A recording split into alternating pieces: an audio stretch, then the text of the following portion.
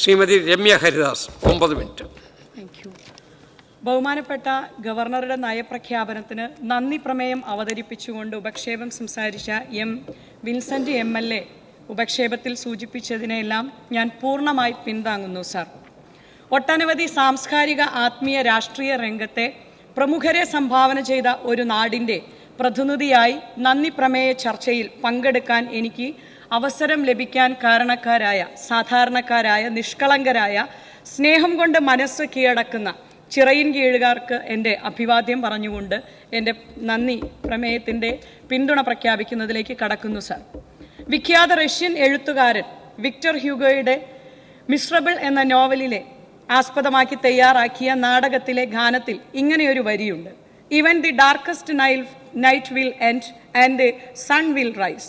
അതെ സാർ, ഇരുണ്ട 10 വർഷം പുതുപുലരിക്ക് കാത്തിരുന്ന മലയാളിക്ക് കിട്ടിയ പ്രതീക്ഷയുടെ സൂര്യോദയമാണ് ഈ സർക്കാരിൻ്റെ നയങ്ങളും പ്രഖ്യാപനങ്ങളും സാർ. ആദ്യ നയപ്രഖ്യാപനത്തിൽ തന്നെ വളരെ കൃത്യമായി സർക്കാർ നയം പ്രഖ്യാപിച്ചു കഴിഞ്ഞു.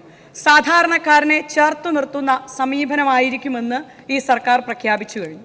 സംസ്ഥാനം ഗുരുതരമായ സാമ്പത്തിക പ്രതിസന്ധിയെ നേരിടുന്നു എന്ന് വ്യക്തമാക്കുമ്പോഴും ഒരു നേരത്തെ അന്നത്തിനും ചികിത്സയ്ക്കും വേണ്ടി ക്ഷേമ പെൻഷനുകളെ സാധാരണക്കാരനായിരിക്കുന്നവർക്ക് ഒരു തോർത്തുമുണ്ട് വാങ്ങാൻ, ഒരു കഷായം വാങ്ങിക്കുവാൻ സാധാരണ സർക്കാർ ധനസഹായങ്ങളെ ആശ്രയിക്കുന്നവരെ ഒരിക്കലും കൈവിടില്ല എന്ന വാക്ക് ഈ സർക്കാർ സാധാരണക്കാരനോടൊപ്പം ചേർന്ന് നിൽക്കുന്നു എന്നതിൻ്റെ ഏറ്റവും വലിയ പ്രഖ്യാപനമാണ് സാർ.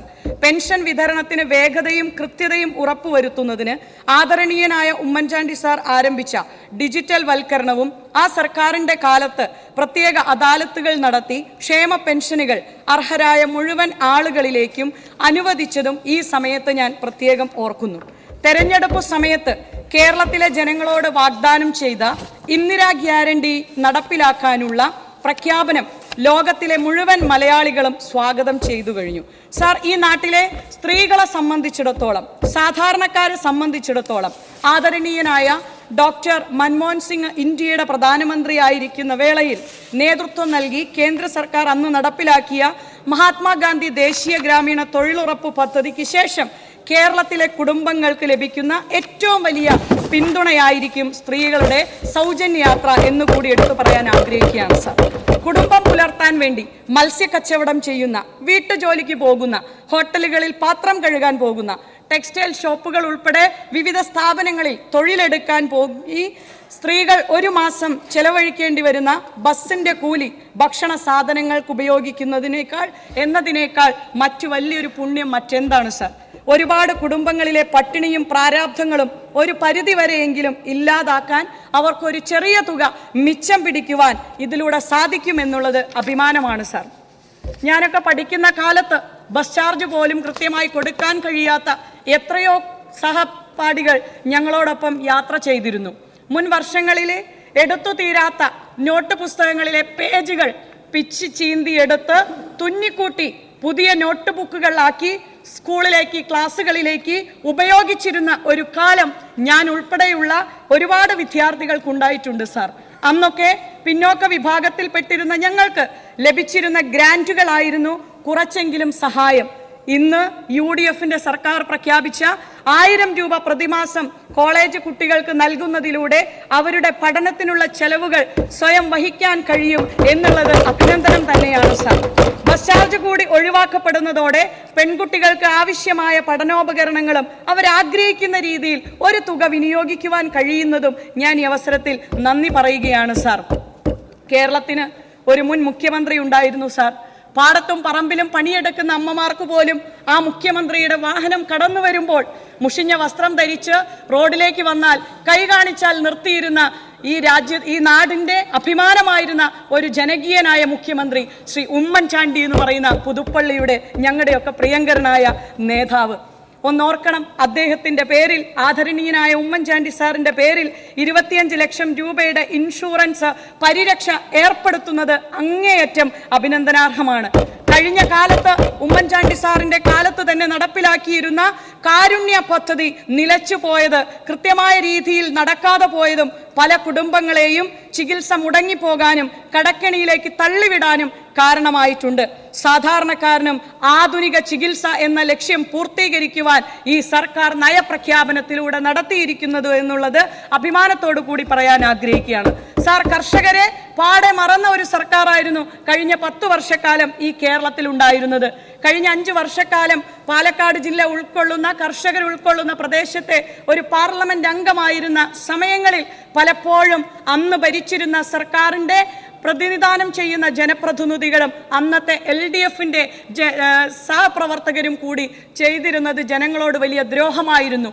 ഞങ്ങൾ നിങ്ങളുടെ തറവില കൂട്ടാം എന്ന് പറഞ്ഞ് പാവങ്ങളെ പറ്റിച്ച് ആ നെൽകർഷകരുടെ നെല്ല് മുഴുവൻ വീട്ടിന്റെ മുറ്റത്തും പറമ്പിലും കൂട്ടിയിടുമ്പോൾ, മഴ വന്ന് ഒലിച്ചു പോകുമ്പോൾ ഒരു നേരം തിരിഞ്ഞു നോക്കുവാനോ ഞങ്ങൾ ഞാറ് തടുമ്പോൾ അറിയില്ലേ ഇത് കൊയ്യാനുള്ളതാണ് എന്ന് സർക്കാരിനോട് മുഖത്ത് ചോദിച്ച ചോദ്യത്തിന് ഉത്തരം നൽകാത്ത സർക്കാരായിരുന്നു കഴിഞ്ഞ കാലഘട്ടത്തിൽ ഉണ്ടായിരുന്നത്. സാർ, ഈ നയപ്രഖ്യാപനത്തിനകത്ത് വലിയ അഭിമാനത്തോടു കൂടി പറയാൻ ആഗ്രഹിക്കുകയാണ്, നെൽകർഷകർ ഉൾപ്പെടെ കേരളത്തിൽ അങ്ങോളമുള്ള കർഷകരെ ചേർത്ത് നിർത്തുവാൻ ഈ സർക്കാർ നെഞ്ചോട് ചേർത്ത് നിർത്തുവാനുള്ള പ്രതിജ്ഞ എടുത്തു കഴിഞ്ഞു എന്നുള്ളത് വലിയ അഭിനന്ദനാർഹമാണ്. സാർ, മറ്റൊരു വിഷയം, കാർഷിക മേഖലയിൽ റബ്ബർ കർഷകർ ഉൾപ്പെടുന്ന പ്രദേശങ്ങളിൽ നേരിടുന്നത് വന്യജീവികളുടെ ആക്രമണമാണ്. കഴിഞ്ഞ കാലഘട്ടത്തിൽ ഒരു ജനപ്രതിനിധിയായിരിക്കുമ്പോൾ പാലക്കാട് ജില്ലയിൽ നെന്മാറ ഫോറസ്റ്റ് പരിധിയിൽ ഒരു സാധാരണക്കാരി യാത്ര ചെയ്യുമ്പോൾ അവരെ പന്നി ഇടിച്ച് വീഴ്ത്തി അവർക്ക് പരിക്ക് പറ്റി ആശുപത്രിയിലാക്കുന്ന ഒരു സ്ഥിതി വന്നു.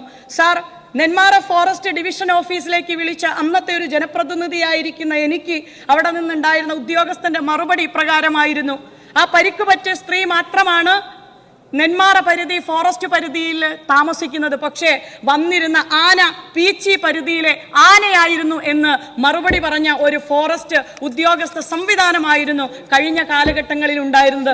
വന്യജീവി ആക്രമണം നേരിടുന്നവരോട് ഇതുപോലെ മുഖം തിരിഞ്ഞു നിന്നിരുന്ന ഒരു സർക്കാർ ഈ അടുത്ത കാലത്ത് കഴിഞ്ഞ 10 വർഷക്കാലമാണ് കേരളത്തിൽ ഉണ്ടായിരുന്നത് എന്ന് വലിയ വേദനയോടുകൂടി സൂചിപ്പിക്കുവാൻ ആഗ്രഹിക്കുകയാണ്.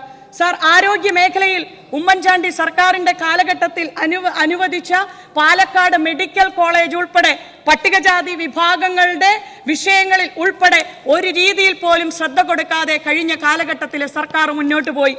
ഇന്നത്തെ റവന്യൂ വകുപ്പ് മന്ത്രി അന്നത്തെ പട്ടികജാതി വകുപ്പ് കൈകാര്യം ചെയ്ത ശ്രീ AP അനിൽകുമാർ മിനിസ്റ്റർ ഇരിക്കുന്ന സമയത്ത് അനുവദിച്ച പാലക്കാട് മെഡിക്കൽ കോളേജിന്റെ അവസ്ഥ വളരെ ശോചനീയമാണ്. ഇന്നും അതിനൊരടി മുന്നോട്ട് വെക്കുവാൻ കഴിഞ്ഞ കാലഘട്ടത്തിലെ സർക്കാർ ഒന്നും ചെയ്തില്ല എന്നുള്ളത് വേദനയോടുകൂടി പറയുമ്പോൾ അഭിമാനത്തോടു കൂടി പറയാൻ ആഗ്രഹിക്കുകയാണ്. ഇന്ന് UDFന്റെ സർക്കാരിന്റെ ഈ നയപ്രഖ്യാപനത്തിൽ ആരോഗ്യ മേഖലയെ ചേർത്ത് നിർത്തിക്കൊണ്ട് ഹർഷിന എന്ന് പറയുന്ന ഒരു കൊച്ചു സഹോദരിയുടെ വേദന പോലും കേൾക്കുന്ന രീതിയിലേക്ക് ഞങ്ങളുടെ പാലക്കാട്ടെ പല്ലശ്ശനയിലെ പ്രിയപ്പെട്ട കൊച്ചനുജത്തി, പ്രിയപ്പെട്ട വിനോദിനിക്ക് കൈകൊടുക്കുന്ന രീതിയിലേക്ക്, ഈ രീതിയിൽ ആരോഗ്യ മേഖലയെ തകർക്കുന്ന രീതിയിലേക്ക് ഈ സർക്കാർ കഴിഞ്ഞ 10 വർഷക്കാലം വ്യതിചലിച്ചു പോയിരുന്നതിൽ നിന്ന് ആ ആരോഗ്യ മേഖലയെ തിരികെ പിടിക്കുവാൻ ഈ സർക്കാർ എടുത്തിരിക്കുന്ന നടപടിയെ ഹൃദയം തുറന്ന് അഭിനന്ദിക്കുവാൻ ആഗ്രഹിക്കുകയാണ്. സാർ, ഞാൻ അവസാനിപ്പിക്കുകയാണ്. തീരദേശ സംരക്ഷണം സർക്കാരിന്റെ പ്രധാന അജണ്ടയിലുണ്ട് എന്നുള്ളത് ആശ്വാസകരമാണ്. ചിറയിൻകീഴ് പ്രദേശത്തെ മുതലപ്പൊഴി ഈ നിയമസഭയ്ക്കുള്ളിൽ നിരവധി തവണ മുഴങ്ങിക്കേട്ട പേരാണ്. ഈ സർക്കാർ സാധാരണക്കാരുടെ കൂടെ, മത്സ്യത്തൊഴിലാളികളുടെ കൂടെ, തീരദേശവാസികളുടെ കൂടെ തന്നെയാണെന്നതിന് ഏറ്റവും വലിയ തെളിവാണ് ഈ പ്രഖ്യാപനം. ചരിത്ര ശേഷിപ്പുകളുടെ സംരക്ഷണം ഈ കാലത്ത് പ്രത്യേക പരിഗണന നൽകേണ്ട വിഷയമാണെന്ന് ജനകീയ സർക്കാർ തിരിച്ചറിയുന്നു എന്നതിന്റെ തെളിവാണ് ചരിത്ര സ്മാരകങ്ങൾ കൃത്യമായി സംരക്ഷിക്കുമെന്ന ഈ നയപ്രഖ്യാപനത്തിലെ ഉറപ്പ്.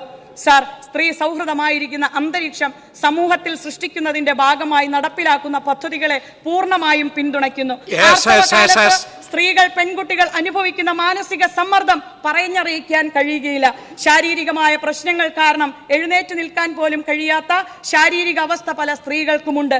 ആർത്തവ അവധി ഏർപ്പെടുത്താനുള്ള സർക്കാർ നീക്കത്തെ പിന്തുണയ്ക്കുന്നു. അതുമാത്രമല്ല, അന്ന് ക്ലാസുകൾ നഷ്ടപ്പെടുന്ന കുട്ടികൾക്ക് വീക്കിലി ക്യാച്ചപ്പ് ക്ലാസുകൾ എന്ന ആശയം വളരെ വ്യക്തതയോടെയാണ് ഇതിനെ സർക്കാർ സംവിധാനം സമീപിക്കുന്നത് എന്ന ബോധ്യം സമൂഹത്തിനുണ്ടാകും. സാർ, ഞാൻ എൻ്റെ വാക്കുകൾ അവസാനിപ്പിക്കുകയാണ്. സാർ, ഒരു കപ്പലിന്റെ കഥ കൂടി പറഞ്ഞ് അവസാനിപ്പിക്കുന്നു. പ്രവാചകൻ മുഹമ്മദ് നബിയുടെ വചനങ്ങളിൽ ഒരു കപ്പലിലെ യാത്രക്കാരെ പറ്റി പറയുന്നുണ്ട്. പരസ്പരം തിരുത്തുകയും തെറ്റുകൾ ചെയ്യുന്നവരെ തടയുകയും ചെയ്യാത്ത കപ്പൽ മുങ്ങിപ്പോകും എന്ന് ഓർമ്മിപ്പിക്കുന്നുണ്ട് സാർ. അങ്ങനെയുള്ള ഒരു കപ്പൽ കേരളത്തിലും ഉണ്ടായിരുന്നു സാർ. തെറ്റുകൾ ചൂണ്ടിക്കാണിക്കാതെയും തെറ്റുകൾ തിരുത്താതെയും മുങ്ങിപ്പോയ ഒരു കപ്പൽ. ആ കപ്പലിൽ ആളുകൾ പലതരം അതിക്രമം നടത്തിയപ്പോൾ കപ്പലിനെ രക്ഷിക്കേണ്ടിയിരുന്ന കപ്പിത്താൻ മെഗാ തിരുവാതിര ആസ്വദിക്കുകയായിരുന്നു സാർ. കപ്പലിലെ ജനങ്ങൾ കപ്പലിന്റെ കേടുപാടുകൾ സൂചിപ്പിച്ചപ്പോൾ പോലും കടക്ക് പുറത്ത് എന്നും മാറി നിൽക്കങ്ങോട്ട് എന്നും വീട്ടിൽ പോയി ചോദിക്കുകയെന്നും ആയിരുന്നു സാർ കപ്പിത്താന്റെ മറുപടി. സാർ, ആ കപ്പൽ ആടി ഉലഞ്ഞപ്പോൾ കേടുപാട് തീർക്കുന്നതിന് പകരം കപ്പൽ ജീവനക്കാർ തന്നെ കപ്പൽ നശിപ്പിക്കാൻ ശ്രമം നടത്തിയപ്പോൾ രക്ഷാപ്രവർത്തനം എന്നാണ് സാർ കപ്പിത്താൻ അതിനെ പ്രശംസിച്ചത്. സാർ, അങ്ങനെയുള്ള കപ്പൽ മുങ്ങിയില്ല എങ്കിൽ അത്ഭുതമേ ഉള്ളൂ. മുങ്ങിയില്ലെങ്കിൽ മലയാളികൾ ആ കപ്പലിനെ മുക്കുമെന്ന കാര്യത്തിൽ ഒരു സംശയവുമില്ല എന്ന് തെളിഞ്ഞിരിക്കുകയാണ് സാർ. ഒരു കപ്പിത്താൻ മാത്രം നിയന്ത്രിക്കുന്ന ഒരു കപ്പലല്ല സാർ പുതിയ സർക്കാർ. ഇത് 102 ബോഗികൾ ഉള്ള ഒരു വിസ്മയ ട്രെയിനാണ്. ഇതിൽ ഗാർഡുമാരുടെയും സ്റ്റേഷൻ മാസ്റ്ററുടെയും ടെക്നീഷ്യന്മാരുടെയും ഉൾപ്പെടെയുള്ളവരുടെ കൂട്ടായ ഉത്തരവാദിത്വത്തോടെയാണ് ഈ ട്രെയിൻ ഓടുക.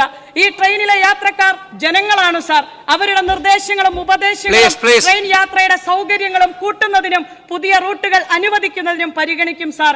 സിഗ്നലുകൾ കൃത്യമായി പാലിച്ച് കഴിഞ്ഞ കാലത്ത് നശിച്ച പാലങ്ങൾ നന്നാക്കി പരമാവധി വേഗം ആർജിച്ച് ഈ ട്രെയിൻ കൃത്യസമയത്ത് ഓരോ സ്റ്റേഷനിലും ഓടിയെത്തി ലക്ഷ്യസ്ഥാനത്ത് എത്തുക തന്നെ ചെയ്യും സാർ.